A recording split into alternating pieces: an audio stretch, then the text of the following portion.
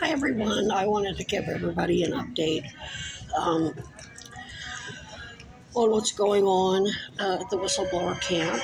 I have ordered a greenhouse kit, which is actually very small. It's not one of the great big like tubes, it's just like a 10-foot long by 7-foot wide by 7-foot tall, basically galvanized pipe frame, very lightweight. I think the whole thing weighed 30 pounds. Shipping weight is about 30 pounds. And most of that is going to be the heavy duty, like it's not really a tarp, it's just some sort of a big piece of reinforced plastic that goes over it. And I got it to have uh, a better shelter, something that I can secure and keep the raccoons out of. Um, but it's raining, so I haven't even been able to go and get it. Uh, I believe it's at one of these Burlington post offices. It was delivered, and see, there's 5 post offices here in Burlington in the area, and bigger packages like that come in from FedEx go to one distribution center, and then eventually it gets to my own post office where my P.O. box is at, and that can take some time. So I haven't even bothered to go track it and see where it's at because it's raining.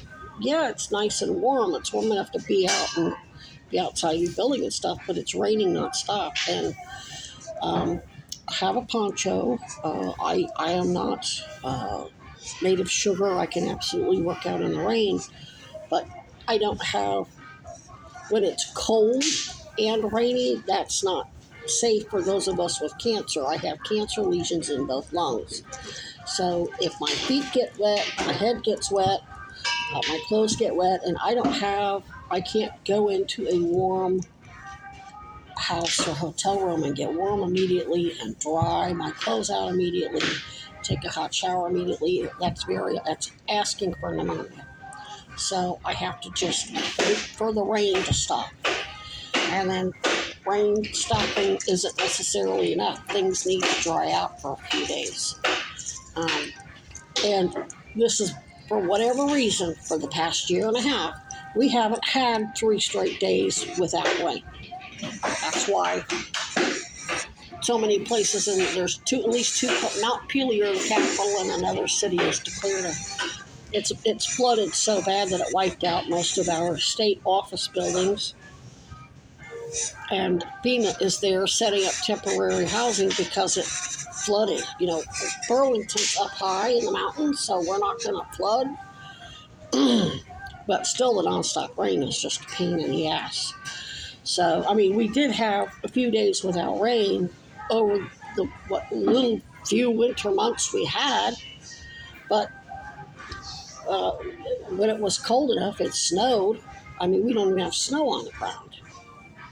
In March in Burlington, this time last year, we had 2 inches of ice and 2 feet of snow that was frozen solid. We usually don't have access to dirt. Our tundra is frozen and our lake is frozen until May. Not this year. So the rain is just nonstop. Now, once I get the kit in and get the cover on it, I'll have a nice big area to work out of the rain. Because what I'm going to be doing is the inside of it, I'm going to use the frame to basically turn it into a cabin. I will attach 2 or 3 inch wooden beams to the walls and the ceiling that'll help keep the raccoons out. And then eventually I'll wrap that in chicken wire because they can dig through wood. I mean, that's what their claws are designed to do. Their claws are designed to burrow into logs and trees to dig out their own little condominium, basically, up high, so they have their babies. They're away from predators. And they also carve out an exit in case a predator comes in one entrance. They can grab their babies and get out the other. or lead their kids out, however it goes. But anyway, thank you so much for MStark. I haven't had time to watch your channel and see what's going on with it. If you need me to help you get subscribers, it seems like I saw you had almost 500 subscribers. I'm happy to support other channels and use my platform to get help other channels get subscribers, and that's how it's done. I was collecting knives for a short period of time. I can't afford to do that. And of course, I didn't get expensive ones. I think I got 2 relatively expensive ones, but they were very special. Mostly it's budget, because I'm not going to have an expensive knife collection out there. Plus, with the expense of taking care of the raccoons, I couldn't afford it. But anyway, all those knife channels, they were really good about, having live streams, and then they would put links. Make sure you subscribe to this channel, subscribe to that channel, and they took care of each other and made sure everybody had lots of subscribers and lots of support and could get monetized, whatever they want to do. So anybody who needs my help with that, let me know. I just and power is a real issue right now. We did elect a new mayor last night. Weinberger is corrupt. My ex-boyfriend's an attorney for the Democratic National Committee, and he stalked me in person on security video outside of City Hall, and hired these idiotic attorneys and private investigators to stalk me. So he basically was told, don't bother. He's an embarrassment. He's going to prison, so he didn't run for re-election. So they thought they were going to slide in another Democrat. And she lost. We actually have a progressive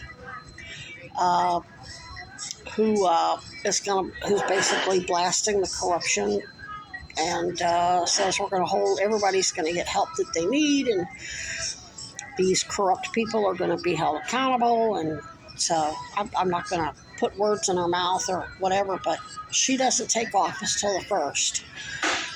I will have an email ready to send to her asking her for help as a whistleblower, and hopefully she will get the feds. Basically, she